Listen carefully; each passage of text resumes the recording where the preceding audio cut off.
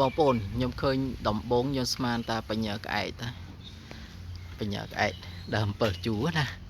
នេះដើមតែវាជាប្រភេទនេះទេអ័រគីដេទេឬក៏ប៉ទាលអញ្ចឹងណាខ្ញុំឃើញដំបងខ្ញុំខំតអតែមានណាពេលមកមើលចិត្តមិនដឹងថាមានបញ្ញាក្អែកទេគឺជាប៉ទាលឬក៏វាថាវ៉ចំអីសំទោស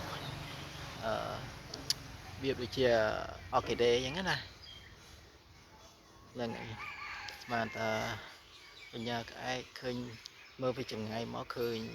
ធ្លាក់សញ្ញាបមកអញ្ចឹងណាបងប្អូនហ្នឹងហើយ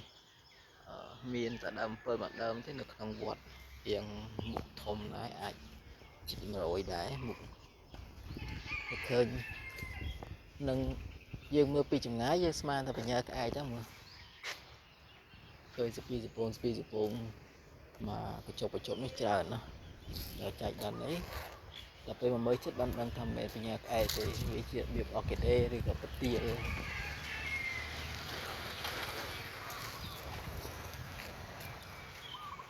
ចឹង